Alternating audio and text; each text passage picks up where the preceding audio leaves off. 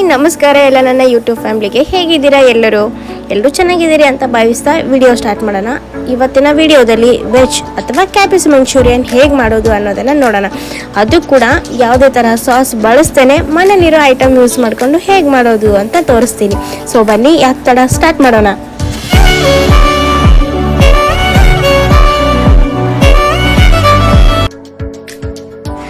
ಇಲ್ಲಿ ಒಂದು ನಾನು ಚಿಕ್ಕ ಕ್ಯಾಬೇಜ್ನ ತೊಗೊಂಡಿದ್ದೀನಿ.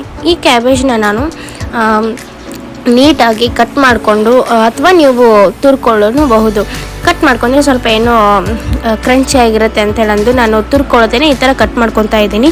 ಕಟ್ ಮಾಡ್ಕೊಂಡಾದ್ಮೇಲೆ ಇದಕ್ಕೆ ಈ ಥರ ಉಪ್ಪನ್ನು ಹಾಕ್ಕೊಂಡು ಸ್ವಲ್ಪ ಹೊತ್ತು ನೆನೆಯಕ್ಕೆ ಬಿಡಬೇಕು. ಎಲ್ಲ ಮಿಕ್ಸಪ್ ಮಾಡಿಬಿಟ್ಟು ಈ ಒಂದು 2 ಟೇಬಲ್ ಸ್ಪೂನ್ ಉಪ್ಪು ಹಾಕಿ ಆಮೇಲೆ ಅದನ್ನ ಎಲ್ಲ ಉಪ್ಪು ಮತ್ತು ಕ್ಯಾಬೇಜ್ನ ಮಿಕ್ಸ್ ಮಾಡ್ಕೊಂಬಿಟ್ಟು ಒಂದು 5 to 6 ಮಿನಿಟ್ಸ್ ನಾವು ಅದನ್ನು ನೆನೆಯೋಕ್ಕೆ ಬಿಟ್ಬಿಡಬೇಕು.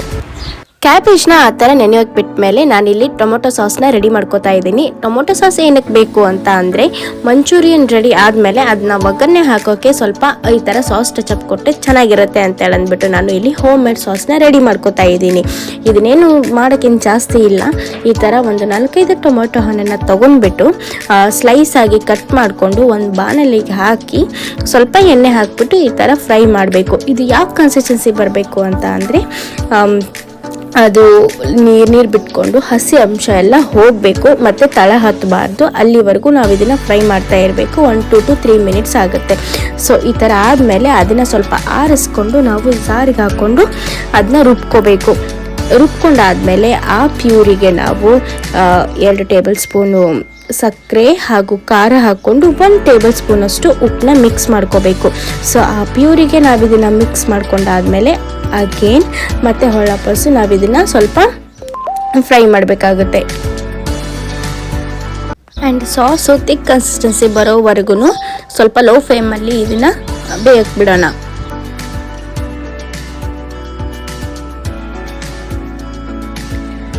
ಇಲ್ಲಿ ನಾನು ಆವಾಗಲೇ ಕ್ಯಾಬೇಜ್ನ ಉಪ್ಪು ಮಿಕ್ಸ್ ಮಾಡಿ ನೆನೆಯೋಕ್ಕೆ ಅಂತ ಬಿಟ್ಟಿದ್ನಲ್ಲ, ಅದರಿಂದ ಈ ಥರ ನಾನು ವಾಟರ್ನ ಸಪ್ರೇಟಾಗಿ ಮಾಡ್ಕೋತಾ ಇದ್ದೀವಿ.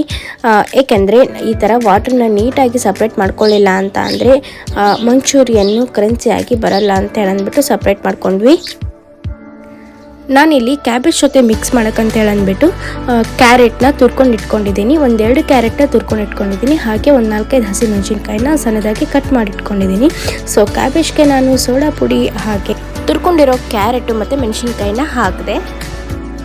ಸೋಡಾ ಪುಡಿ 1 ಟೇಬಲ್ ಸ್ಪೂನು ಹಾಕಿದರೆ ಸಾಕು. ಆ್ಯಂಡ್ ಹಾಗೆ ಅಲ್ಲ ಮತ್ತು ಬೆಳ್ಳುಳ್ಳಿ ಪೇಸ್ಟ್ನ ಹಾಕಿದೆ. ಸ್ವಲ್ಪ 1-2 ಸ್ಪೂನಷ್ಟು ಉಪ್ಪು, ರುಚಿಗೆ ತಕ್ಕಷ್ಟು ಉಪ್ಪನ್ನು ಹಾಕಬೇಕು. ನೋಡ್ಕೋಬೇಕು ಟೇಸ್ಟ್ ಹೇಗೆ ಬರುತ್ತೆ ಅಂತ ಹೇಳಂದ್ಬಿಟ್ಟು. ಉಪ್ಪು ಜಾಸ್ತಿ ಹಾಕೋಕ್ಕೆ ಹೋಗಬಾರ್ದು. ಆ್ಯಂಡ್ ನಾನಿಲ್ಲಿ ಕಾರ್ನ್ಫ್ಲೋರ್ ಹಿಟ್ಟನ್ನ ಮಿಕ್ಸ್ ಮಾಡ್ಕೊತಾ ಇದ್ದೀನಿ ಅದಕ್ಕೆ. ಯಾಕಂದರೆ ನಿಮ್ಗೆ ಗೊತ್ತಿರುತ್ತೆ ಕಾರ್ನ್ಫ್ಲೋರ್ ಹಿಟ್ಟು ಸ್ವಲ್ಪ ಕ್ರಂಚಿಯಾಗಿ ಚೆನ್ನಾಗಿ ಬರುತ್ತೆ ಅಂತ ಹೇಳಂದ್ಬಿಟ್ಟು. ಸೊ ಅದನ್ನೆಲ್ಲ ಹಾಕಿಬಿಟ್ಟು ಮಿಕ್ಸ್ ಮಾಡ್ಕೊಂಡೆ.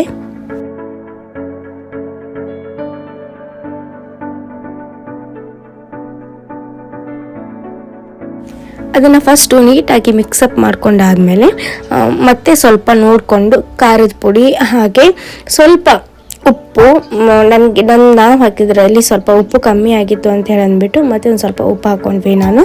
ಇದಕ್ಕೆ ನೀವು ಅಕ್ಕಿ ಹಿಟ್ಟು ಬೇಕಾದರೆ ಸೇರಿಸ್ಕೋಬಹುದು. ಇಲ್ಲಿ ಎಲ್ಲ ಇಂಗ್ರೀಡಿಯೆಂಟ್ಸು ಮಿಕ್ಸ್ ಆದಮೇಲೆ ಈ ಥರ ನಾನು ಚಿಕ್ಕದಾಗಿ ಉಂಡೆಯನ್ನು ಮಾಡಿಕೊಂಡೆ.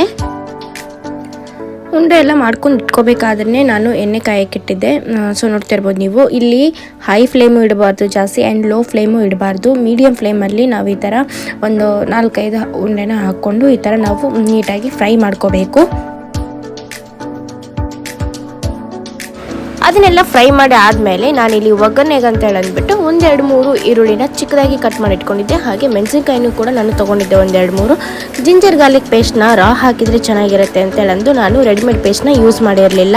ನಿಮಗೆ ಬೇಕಾದರೆ ನೀವು ರೆಡಿಮೇಡ್ ಪೇಸ್ಟ್ನ ಯೂಸ್ ಮಾಡ್ಕೋಬೋದು. ಆ್ಯಂಡ್ ಒಗ್ಗರಣೆಗೆ ಹಾಕಬೇಕಾದ್ರೆ ಎಣ್ಣೆ, ಜೀರಿಗೆ, ಸಾಸಿವೆ ಹಾಕಿ ಈರುಳ್ಳಿ, ಮೆಣಸಿನ್ಕಾಯಿನ ಹಾಕ್ಕೊಂಡು ಫ್ರೈ ಮಾಡಿಕೊಂಡೆ.